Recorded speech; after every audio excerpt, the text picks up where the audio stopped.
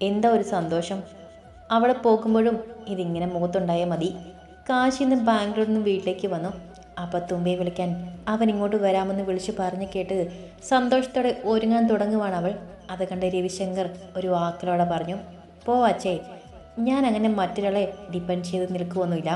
എനിക്കിഷ്ടമാകാത്തത് ആരെങ്കിലും പറഞ്ഞാൽ തിരിച്ച് മറുപടി കൊടുക്കാനും എനിക്കറിയാം. അച്ഛയുടെ കൂട്ടുകാരൻ എൻ്റെ വായിൽ കോലിട്ട് കുത്താതിരുന്നാൽ ആൾക്ക് തന്നെ കൊള്ളാം. തുമ്പി ഒരുങ്ങുന്നതിനിടയിൽ തന്നെ ശങ്കറിനെ നോക്കി പുച്ഛത്തോടെ പറഞ്ഞു. അയാൾ അത് കണ്ട് തല കുലുക്കി ചിരിക്കുന്നുണ്ട്. എങ്ങനെയുണ്ട്? ഒരു മുട്ടുവരെ നിൽക്കുന്ന ജീൻസിൻ്റെ സ്കേർട്ടും സ്ലീവ്ലെസ് ടോപ്പുമാണ്. നെറ്റിൽ സൂക്ഷിച്ചു നോക്കിയാൽ മാത്രം കാണുന്ന രീതിയിൽ സിന്ദൂരമൊക്കെ ഇട്ട് തുമ്പി അയാൾക്ക് നേരെ തിരിഞ്ഞുകൊണ്ട് ചോദിച്ചു, ആ ഇപ്പം കൊള്ളാം, പക്ഷെ അവിടെ പോയി നീലിയാവരുത്. അത് പറയാൻ പറ്റില്ല അച്ഛാ. എനിക്കങ്ങനെ ഒത്തിരി ക്ഷമിച്ച് സഹിച്ചു നിൽക്കുന്നൊന്നും പറ്റില്ല. ഇനിയിപ്പോൾ എനിക്ക് ജാതകദോഷമെന്നും പറഞ്ഞ് കാശിയുടെ ജീവിതത്തിൽ നിന്നും എന്നെ ഒഴിവാക്കാൻ നോക്കും അച്ഛൻ്റെ കൂട്ടുകാരൻ. പക്ഷെ എൻ്റെ അടുത്ത് അങ്ങനെയുള്ള പരിപാടിയൊന്നും വില പോകില്ല. അവൾ ആത്മവിശ്വാസത്തോടെ പറഞ്ഞു കേട്ടതും രവിശങ്കറിന് തൻ്റെ മകളെ ഓർത്ത് അല്പം അഹങ്കാരം തോന്നി. എവിടെയാണെങ്കിലും അവൾ സ്വന്തം കാര്യം നന്നായി നോക്കും, പിന്നെ കൂടെ നിൽക്കുന്നവിടെയും. അത് മതി. കാശിയേട്ടൻ വന്നച്ചേ. പുറത്ത് കോളിംഗ് ബെല്ലിൻ്റെ ശബ്ദം കേട്ടതും തുമ്പി സന്തോഷത്തോടെ പുറത്തേക്ക് ഓടി. നോക്കി പോവച്ചേ, ഇല്ലെങ്കിൽ കാശിയുടെ വീട്ടിൽ പോയിന് പകരം ഹോസ്പിറ്റൽ വലതും പോയി കിടക്കേണ്ടി വരും. തുമ്പിയുടെ പുറകെ രവിശങ്കരൻ പുറത്തേക്ക് നടന്നോണ്ട് പറഞ്ഞു. അവൾ പക്ഷെ അതൊന്നും കേൾക്കാതെ ഡോറ് തുറക്കാൻ തിരക്ക് കൂട്ടുകയാണ്. കാശിയേട്ടാ. മുന്നിൽ നിൽക്കുന്ന കാശിയുടെ നെഞ്ചിൽ അമർന്നവനെ മുറുകെ കെട്ടിപ്പിടിച്ചുകൊണ്ട് തുമ്പി സന്തോഷത്തോടെ വിളിച്ചു. ഈ 2 ദിവസം ഞാൻ നന്നായി മിസ് ചെയ്തു. എന്നെന്ന് വിളിച്ചതുപോലും ഇല്ലല്ലോ. തുമ്പി അവനിൽ നിന്നും വിട്ടുമാറാതെ പരിഭവം പറഞ്ഞു. നീ കാശി ഒന്ന് അകത്തേക്ക് കയറ്റാൻ സമ്മതിക്കും തുമ്പി. രവിശങ്കർ ചിരിയോടെ പറഞ്ഞു കേട്ടതും അവൾ മുഖം ഉയർത്തി അവനിൽ നിന്നും അല്പം മാറി നിന്നു. വാ കാശിയേട്ടാ, കഴിക്കാൻ എന്തെങ്കിലും എടുക്കട്ടെ. തുമ്പി അവനെ അകത്തേക്ക് വിളിച്ചുകൊണ്ട് ചിരിയോടെ ചോദിച്ചു. വേണ്ട തുഷാര, ഞാൻ വരുന്ന വഴിക്ക് കഴിച്ചിട്ടാണ് വന്നത്. പിന്നെ ഇരിക്കാനൊന്നും സമയമില്ല. അച്ഛൻ പൂജയും കൊണ്ട് ഇപ്പോൾ വീട്ടിലെത്താൻ സമയമായി കാണും. അതുകൊണ്ട് അവർ വരുമ്പോഴേക്കും നമുക്ക് അവിടെ എത്തണം. കാശി പറഞ്ഞു കേട്ടതും തുമ്പി താല്പര്യമില്ലാത്തതുപോലെ ഒന്ന് തല കുലുക്കി. അച്ഛനും വായോ, ഇന്നിപ്പോൾ എന്തായാലും ഓഫീസിലൊന്നും പോകുന്നില്ലല്ലോ. അവരെ നോക്കി ചിരിയോടെ നിൽക്കുന്ന രവിശങ്കറിനോട് കാശി പറഞ്ഞതും തുമ്പിയുടെ കണ്ണൊന്ന് വിടർന്നു. എന്നാ വാ അച്ഛേ, എന്താ കൂട്ടുകാരൻ പറയുന്നതെന്നൊക്കെ അറിയാലോ. തുമ്പി ചിരിയോടെ പറഞ്ഞു കേട്ടതും അത് വേണം എന്നതുപോലെ രവിശങ്കർ അവളെ ഒന്ന് നോക്കി. വാ അച്ഛാ, ഞാനല്ലേ വിളിക്കുന്നത്. കാശി കൂടി നിർബന്ധം പറഞ്ഞതും അയാൾ വരാമെന്ന് സമ്മതിച്ചു. എങ്കിൽ പിന്നെ അച്ഛൻ പോയി റെഡിയായിട്ട് വന്നോളൂ, നമുക്ക് പെട്ടെന്ന് തന്നെ ഇറങ്ങാം. കാശി പറഞ്ഞതും അയാൾ ഒരു ചിരിയോടെ റൂമിലേക്ക് നടന്നു. ഈ കാശിയാണ് എന്നോട് ഒരു സ്നേഹമില്ല. സ്നേഹമുണ്ടായിരുന്നെങ്കിൽ ഇങ്ങനെയാണോ ചെയ്യുന്നത്? രവിശങ്കർ റൂമിൽ കയറി ഡോർ അടച്ചു കണ്ടതും തുമ്പി അവൻ്റെ ദേഹത്തേക്ക് ചാഞ്ഞുകൊണ്ട് പറഞ്ഞു കേട്ടതും കാശി ഒരു ചിരിയോടെ അവിടെയും ചേർത്ത് പിടിച്ചു. ആഹാ, അങ്ങനെ സ്നേഹമുണ്ടെങ്കിൽ എന്താ ചെയ്യുക? കാശി ആ ചിരിയോടെ തന്നെ അവളോട് ചോദിച്ചു. 2 ദിവസം കാണാതിരുന്നത് കാണുമ്പോൾ ഒത്തിരി സ്നേഹം തോന്നില്ലേ? പിന്നെ ഇങ്ങനെ ചേർത്ത് പിടിക്കില്ലേ? മുഖം നിറച്ചും ഉമ്മകൾ തരില്ലേ?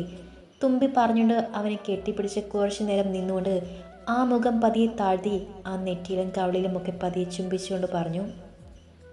എനിക്കില്ലെങ്കിൽ എന്താ, എന്നോട് തുഷാരിക്ക് ഒത്തിരി സ്നേഹമുണ്ടല്ലോ. കാശി വിടർന്ന കണ്ണോടെ അവളോട് 2 കവളിലും പിടിച്ച് അരുമയായി പറഞ്ഞു. അതൊന്നും പോരാ, എനിക്ക് തിരിച്ചും അതുപോലെ തന്നെ സ്നേഹം കിട്ടണം, അല്ലാതെ അങ്ങോട്ട് മാത്രം തരാനൊന്നും പറ്റില്ല. തുമ്പി മുഖം വീർപ്പിച്ചുകൊണ്ട് പറഞ്ഞു കേട്ടതും കാശി ഒരു ചിരിയോടെ തന്നെ അവളെ ചേർത്ത് പിടിച്ചു. ആ സമയം തന്നെയാണ് രവിശങ്കർ റെഡിയായി പുറത്തേക്ക് വന്നത്. പോകാം മോനെ? രവിശങ്കർ ചോദിച്ച കേട്ടതും അവൻ ചിരിയോടെ തല കുലുക്കി. പിന്നെ തുമ്പിയുമായി മുന്നോട്ട് നടന്നു. പുറകെ അദ്ദേഹവും. നിങ്ങൾ മുന്നേ പൊയ്ക്കോ മോനെ, ഞാൻ എൻ്റെ കാറിൽ വരാം. രവിശങ്കർ താഴെ പാർക്കിംഗ് ഏരിയയിൽ എത്തിയതും പറഞ്ഞു കേട്ട് തുമ്പി വേഗം കാശിയുടെ കാറിനരികിലേക്ക് ഓടി. 2 ദിവസം കാശി വിളിച്ചില്ല എന്നും പറഞ്ഞ് പിണങ്ങി നടന്നതാ. ഇനി നിന്നോട് മിണ്ടില്ല എന്നൊക്കെ പറഞ്ഞത് ഞാൻ കേട്ടതുവാ. അതൊക്കെ ആൾ മറന്നെന്ന് തോന്നുന്നു. ചാടിത്തുള്ളിപ്പോയ തുമ്പിയൊന്ന് നോക്കി രവിശങ്കർ പറഞ്ഞു കേട്ടതും കാശിയുടെ കണ്ണുകളും സ്നേഹത്തോടെ അവളുടെ മേലെയൊന്ന് പതിഞ്ഞു. പിന്നെ അയാൾക്ക് നേരെ ഒന്ന് തല കുലുക്കിക്കൊണ്ട് കാറിലേക്ക് കയറി. കാശി മോനെ, നീ വന്നതേയുള്ളുവോ? കുറച്ചുകൂടി നേരത്തെ എത്തുമെന്ന് പറഞ്ഞിട്ട്. പൂജ അകത്തേക്ക് കൊണ്ടുവന്ന സെറ്റിലെത്തിയ നേരം തന്നെയാണ് കാശി അകത്തേക്ക് കയറി വന്നത്. അവനെ കണ്ടതും വാസുദേവൻ സന്തോഷത്തോടെ ചോദിച്ചു. അല്ലച്ചാ, ഞാൻ വന്നിട്ട് തുഷാരയെ വിളിച്ചിട്ട് വരാൻ പോയിരുന്നു, അതാ. കാശി ഗൗരവത്തിൽ തന്നെ പറഞ്ഞു കേട്ടതും അത്രയും നേരം സന്തോഷത്തിൽ നിന്നിരുന്ന വാസുദേവൻ്റെ മുഖം ഒന്ന് കടുത്തു. അയാൾ അവൻ്റെ പുറകിലേക്ക് നോക്കിയതും കാണുന്നത് കൂസലൊന്നുമില്ലാതെ അകത്തേക്ക് കയറി വരുന്ന തുമ്പിയാണ്. ചേച്ചി, എന്തുണ്ട്? ഞാനില്ലാതിരുന്ന 2 ദിവസം നിങ്ങൾക്ക് നല്ല ബോറായിരുന്നു അല്ലേ?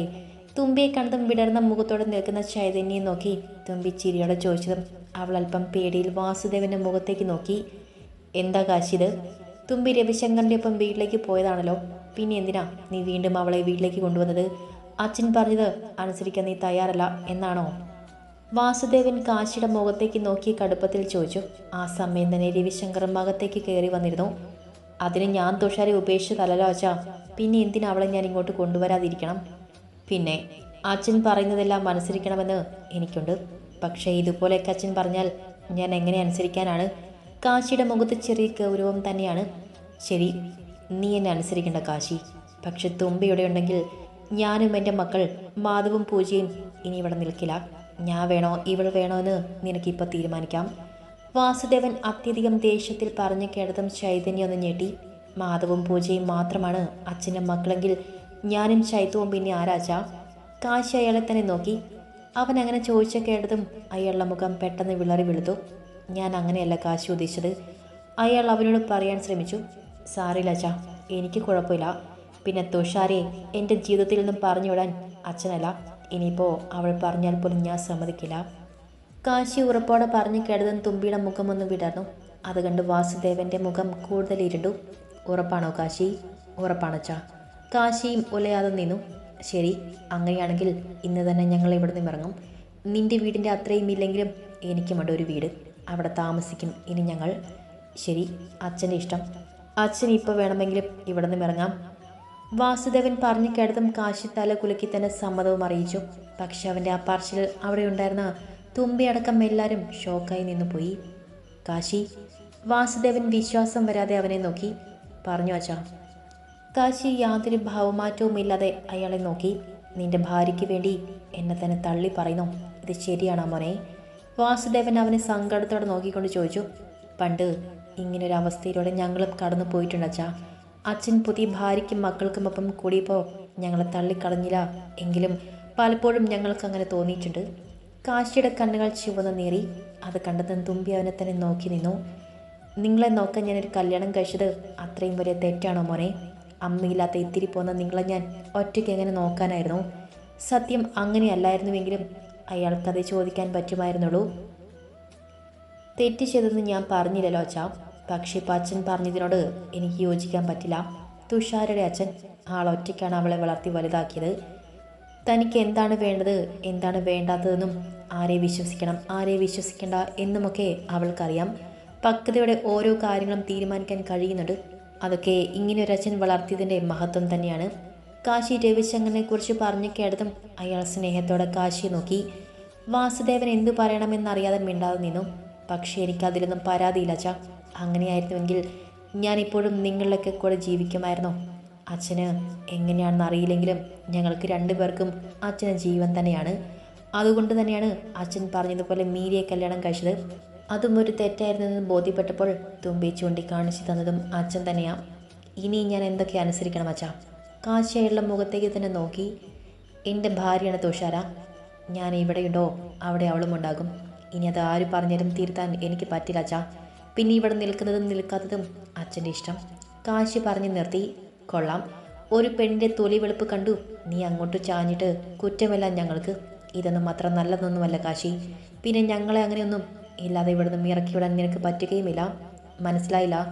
രാധ വീരോടെ കാശിയോട് പറഞ്ഞു കേട്ടതും അവൻ ഗൗരവത്തിൽ അവർക്ക് നേരെ തിരിഞ്ഞു. ഞാൻ പറഞ്ഞതിൽ എന്താണ് മനസ്സിലാകാതെയുള്ളത്? ഇവിടെ നിന്നും വെറും കൈയോടെ ഇറങ്ങിപ്പോകാൻ നിങ്ങൾക്ക് സൗകര്യമില്ലെന്ന്. എൻ്റെ മക്കൾ ഒന്നുമില്ലാത്തവരെ പോലെ ജീവിക്കുമോ? രാധ പറഞ്ഞു കേട്ടതും കാശി ഒന്ന് ചിരിച്ചു. ഞാനതിന് എന്തു വേണമെന്നാണ് നിങ്ങൾ പറയുന്നത്? നിനക്ക് ഒത്തിരി പൈസയൊക്കെ ഉള്ളതല്ലേ? നീ തന്നെ സ്വന്തമായിട്ട് കുറേ ഉണ്ടാക്കിയിട്ടുണ്ടല്ലോ. പിന്നെ ഈ പെണ്ണിൻ്റെ അച്ഛനുമുണ്ട് സ്വന്തമായി ബിസിനസ്സൊക്കെ. അതിങ്ങ് മാധവിൻ്റെയും പൂജയുടെയും പേരിൽ എഴുതി തന്നു. എല്ലാം കൂടെ കൈയിട്ട് വാരാതെ അല്പം കൂടപ്പിറപ്പുകൾക്ക് കൂടെ കൊടുക്കാം. ആഹാ, എന്തൊരാഗ്രഹം! രാധ പറഞ്ഞു കേട്ടതും തുമ്പി ശബ്ദത്തിൽ കൈയടിച്ചുകൊണ്ട് വിളിച്ചു പറഞ്ഞു. എൻ്റെ അച്ഛൻ കഷ്ടപ്പെട്ടുണ്ടാക്കിയത് എനിക്കും എൻ്റെ ഭർത്താവിനും പിള്ളേർക്കും അനുഭവിക്കാനാണ്, അല്ലാതെ നിങ്ങളുടെ മക്കൾക്ക് അനുഭവിക്കാനല്ല. ഒട്ടും നാണമില്ലാതെ നിങ്ങളത് പറഞ്ഞല്ലോ. അല്പം മുളപ്പ് അതുണ്ടോ നിങ്ങൾക്ക്? തുമ്പി രാധിക്ക് നേരെ ഒന്ന് ചിരി. അച്ഛൻ്റെയും അഭിപ്രായം ഇതാണോ? കാശൊന്നും മിണ്ടാതെ നിൽക്കുന്ന വാസുദേവൻ്റെ മുഖത്തേക്കൊന്ന് നോക്കി. ഞങ്ങളങ്ങനെ ജീവിക്കും മോനെ, ഒരു വരുമാനമില്ലാതെ. അയാൾ കാശിയുടെ മുഖത്ത് നോക്കാതെ പറഞ്ഞു. അത് കേട്ടതും തുമ്പിയെന്ന് പുച്ഛത്തോടെ ചിരിച്ചുകൊണ്ട് അവരിൽ നിന്ന് മുഖം തിരിച്ചു. അഫി, ആ ഇതാളിയാ. കാശി അഫിയെ വിളിച്ചതും എന്തോ ഒരു ഫയലെടുത്ത് അഫി കാശിക്ക് നേരെ നീട്ടി. ഇതാച്ചാ, സിറ്റിയിലുള്ള സൂപ്പർ മാർക്കറ്റ് അച്ഛൻ്റെ പേരിൽ എഴുതിയതിൻ്റെ പേപ്പേഴ്സാണ്. അതിൻ്റെ വരുമാനം കൊണ്ട് ആരുടെയും മുന്നിൽ കൈ നീട്ടി ജീവിക്കേണ്ടി വരില്ല അച്ഛന്.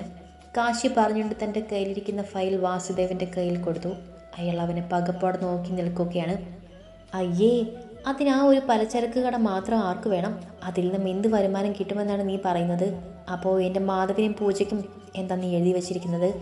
രാധ അവനെ നോക്കി പുച്ഛത്തോടെ ചോദിച്ചു. അവർക്ക് ഞാൻ എന്തു കൊടുക്കാൻ? അവർക്കുള്ളത് അവർ തന്നെ ഉണ്ടാക്കിക്കോട്ടെ.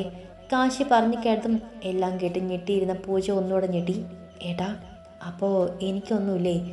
അധിക ശബ്ദത്തിൽ സംസാരിക്കാൻ വയ്യെങ്കിലും പൂജ തന്നെ കൊണ്ട് പറ്റാവുന്ന രീതിയിൽ ഉറക്കെ ചോദിച്ചു. നീരജിൻ്റെ ഒപ്പം കല്യാണം കഴിച്ചു കൊടുത്തപ്പോൾ അത്യാവശ്യം ബാങ്ക് ബാലൻസും ഗോൾഡും ഞാൻ തന്നിരുന്നല്ലോ പൂജ. ഇനി എന്ത് തരാൻ? കാശി അവളെ നോക്കി ഗൗരവത്തിൽ ചോദിച്ചു കേട്ടതും പൂജയുടെ മുഖമൊന്ന് മാറി. എനിക്കും ഏട്ടനും ഒന്നുമില്ല. എല്ലാം നിങ്ങൾക്കും നിങ്ങളുടെ ഈ മച്ചി അനുജത്തിക്കുമായിരിക്കും അല്ലേ? ഞങ്ങളാണല്ലോ നിങ്ങളുടെ തലവേദന. പൂജ ചോദിച്ചു തീർന്നതും കാശിയുടെ കൈ ഊക്കോടെ അവളുടെ കവളിൽ പതിഞ്ഞിരുന്നു. അതിൻ്റെ ശക്തിയിൽ പൂജ സെറ്റിൽ നിന്നും താഴെ വീഴാൻ പോയതും അവളെ വേഗം പിടിച്ചു വെച്ചു നീരജ്. അവനെല്ലാം കണ്ടിരിക്കുന്നുണ്ടെങ്കിലും ഒന്നിനും പ്രതികരിക്കാൻ പോയില്ല. എൻ്റെ പെങ്ങളെക്കുറിച്ച് ഇനി ഒരക്ഷരം വേണ്ടിയാൽ കൊന്നു കളയും ഞാൻ. വേണ്ടെന്ന് വെക്കുമ്പോൾ എൻ്റെ തറയിൽ കയറണോ നീ? ഇന്നിറങ്ങിക്കണം ഇവിടെന്ന്. ഇനി മേലിൽ നീ വീണ്ട പടി ചവിട്ടിയാൽ മതിയായി എനിക്ക്. കാശി അവൾക്ക് നേരെ വിരൽ ചൂണ്ടിക്കൊണ്ട് പറഞ്ഞു കേട്ടതും പൂജ വാടിക്കൊഴിഞ്ഞുകൊണ്ട് നീരജിൻ്റെ നെഞ്ചിൽ പേടിയോടെ പതുങ്ങിയിരുന്നു. ഇന്ന് വരെ കാശി തന്നെന്ന് ശാസിച്ചിട്ട് കൂടിയില്ല. അതുകൊണ്ട് തന്നെയാണ് അത്രയും പറയാൻ നാവ് ഉയർന്നത്. പൂജ മരവിച്ച് തൻ്റെ കവിളൊന്ന് കൈയെടുത്തു. ഒന്നും അറിയാൻ വയ്യ, വല്ലാത്ത മരവിപ്പ്. അങ്ങനെ നീ പറഞ്ഞാൽ ഇവിടെ നിന്നും ഇറങ്ങിപ്പോകാനൊന്നും പറ്റില്ല കാശി. ഇത് നിന്റെ അച്ഛനാണെങ്കിൽ ഇവിടെ തന്നെ താമസിക്കും. രാധ വീരോടെ കാശിയെ നോക്കി പറഞ്ഞു. അതിന് എനിക്കൊരു കുഴപ്പമില്ല. പക്ഷെ അച്ഛൻ മാത്രം താമസിച്ചോട്ടെ, അല്ലാതെ നിങ്ങളോ മക്കളോ താമസിക്കാൻ പാടില്ല. കാശി തീർത്ത് പറഞ്ഞു കേട്ടതും വാസുദേവൻ അവനെ ദയനീയമായി നോക്കി. ഈ വീട്ടിൽ മനസ്സിന് ഇഷ്ടമുള്ളത് മാത്രം കണ്ട് ഞാനും ഒന്ന് ജീവിക്കട്ടെ അച്ഛാ. മനസ്സ് തുറന്നൊന്ന് സന്തോഷിക്കട്ടെ. കാശി അയാളെ തന്നെ ഒന്ന് ഉറ്റി നോക്കിക്കൊണ്ട് പറഞ്ഞു. ഏട്ടാ, ഞാനും പോണമെന്നാണോ? ചൈതന്യം നിറഞ്ഞ കണ്ണോടെ കാശിയുടെ കയ്യിൽ അമർത്തി പിടിച്ചു. നിന്നെ അങ്ങനെ പറഞ്ഞു വിടുവോ മോളെ? എൻ്റെ ജീവനല്ലേ നീ? അത് നിനക്കറിയില്ലേ? എൻ്റെ ജീവൻ പോകുന്നത് വരെ നീ എൻ്റെ കൂടെ തന്നെ കാണും. കാശി കരഞ്ഞു വീർത്ത മുഖവുമായി നിൽക്കുന്ന ചൈതന്യം ചേർത്ത് പിടിച്ചു. പിന്നെ വാസുദേവൻ മറുപടി എന്താണെന്ന് അറിയാൻ അയാളുടെ മുഖത്തേക്ക് നോക്കി. അച്ഛൻ്റെ അഭിപ്രായം എന്താ? ഇവർ ഇല്ലാതെ ഇവിടെ നിൽക്കുന്നുണ്ടോ? കാശി വാസുദേവൻ്റെ മുഖത്തേക്ക് തന്നെ നോക്കി നിന്നു. വേണ്ട മോനെ, ഞാനും രാധയും പിള്ളേരും ഒക്കെ പൊയ്ക്കോളാം. എന്തായാലും തൊട്ടടുത്ത് തന്നെ നീ ഉണ്ടല്ലോ. എനിക്ക് പെട്ടെന്നൊരാവശ്യം വന്നാലും. അയാളൊരു ദീർഘശ്വാസം എടുത്തുകൊണ്ട് പറഞ്ഞു കേട്ടതും കാശി തലകുലുക്കി. ചൈതന്യയുടെ മുഖം സങ്കടം കൊണ്ട് വീങ്ങിയിരുന്നു. നിങ്ങളെന്താ വാസുവേട്ട ഈ പറയുന്നത്? ആ ഒരു പലചരക്ക് കട കൊണ്ട് നമ്മൾ എന്ത് ചെയ്യാനാണ്? അവനോട് കുറച്ചുകൂടി തരാൻ പറ. കുറേ ഉണ്ടാക്കിയിട്ടുണ്ടല്ലോ. ചൈതന്യ അവനെ കൂടെ നിർത്താം. എങ്കിലെൻ്റെ മക്കളെ കൂടെ നിർത്തിയാൽ എന്താ? രാധയ്ക്ക് ദേഷ്യം തോന്നിയിരുന്നു കാശിയോട്. ഇതെല്ലാം ഞാൻ ഒറ്റയ്ക്കുണ്ടാക്കിയതാണ്. അതാർക്കും കൊടുക്കണ്ടെന്ന് തീരുമാനിക്കുന്നത് ഞാനാണ്. അതിൽ അഭിപ്രായം പറയാൻ നിങ്ങളാരാണ്? കാശി രാധയെന്ന് രൂക്ഷമായി നോക്കി. അത് കണ്ടതും അവർന്ന് പരങ്ങിക്കൊണ്ട് പുറകിലേക്ക് നീങ്ങി. അവർക്ക് അവനോട് എന്തൊക്കെയോ പറയണമെന്നുണ്ടെങ്കിലും പൂജയ്ക്ക് കിട്ടിയതുപോലെ വല്ലതും തനിക്ക് കിട്ടിയാലോ എന്ന് കരുതി അവർ വേണ്ടെന്ന് വെച്ചു. കാശിയേട്ടാ, ഞാൻ പോകില്ല. ഇവരുടെ ഒപ്പം ഞാൻ പോകില്ല. എന്നെ അച്ഛനും അമ്മയും ഈ വീട്ടിലേക്കാണ് കല്യാണം കഴിച്ചു കൊണ്ടുവന്നത്. മാധവിൻ്റെ റൂമിന് മുന്നിൽ നിന്നെല്ലാം കേട്ടുകൊണ്ടിരുന്ന മീര കാശിയുടെ അടുത്തേക്ക് വന്ന് സങ്കടത്തോടെ പറഞ്ഞു. മാധവ് ഇവരുടെ ഒപ്പം പോകുന്നുണ്ട്.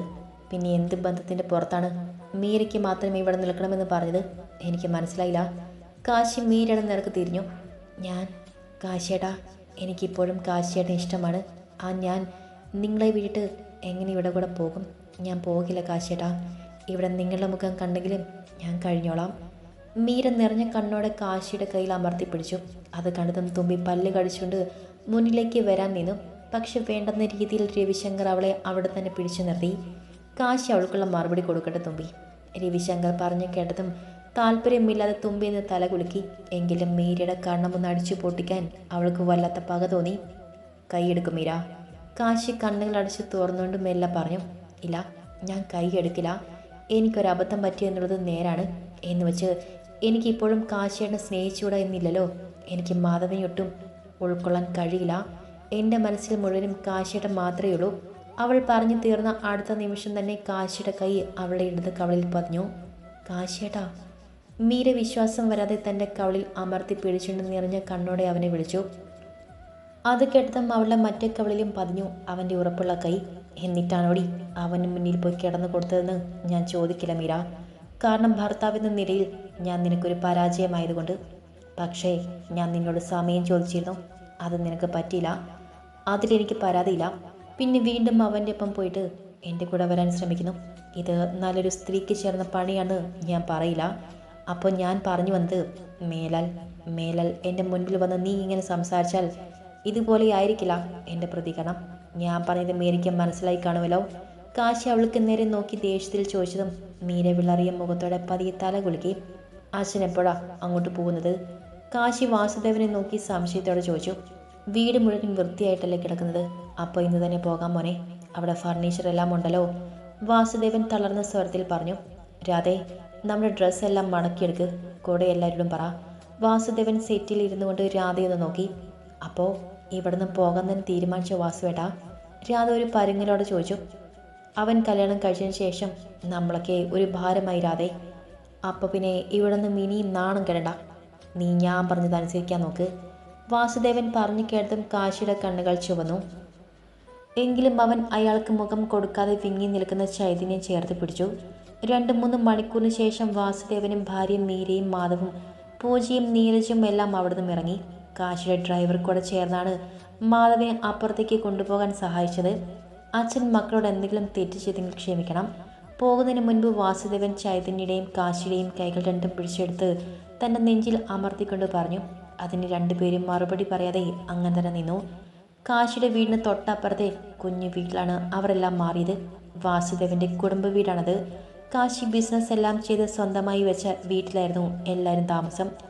അവരെല്ലാം പോകുന്നത് നോക്കിയിരുന്ന കാശി ആരെയും നോക്കാതെ വേഗം തൻ്റെ റൂമിലേക്ക് നടന്നു. ഏട്ടന് വിഷമമായി കാണും. എന്നെക്കാളും അച്ഛന് ഏട്ടനായിരുന്നു ഇഷ്ടം. അവൻ മുകളിലേക്ക് കയറി പോകുന്ന കണ്ടതും ചൈതന്യ തന്നെ നിറഞ്ഞ കണ്ണുകൾ തുടച്ചുകൊണ്ട് പറഞ്ഞു. കാശിയുടെ അടുത്തേക്ക് പോവാം മോളെ. അച്ഛൻ വീട്ടിലേക്ക് പോകുക. ഞാൻ നിന്നെ വിളിച്ചോളാം.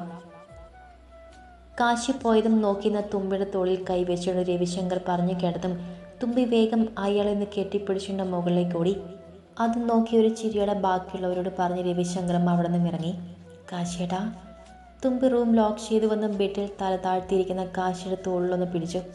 അതേസമയം തന്നെ അവൻ തുമ്പിയുടെ ഇടുപ്പിലൂടെ കെട്ടിപ്പിടിച്ചുകൊണ്ട് അവൻ്റെ മുഖം അവളുടെ നെഞ്ചിലായി ചേർത്ത് വെച്ചു.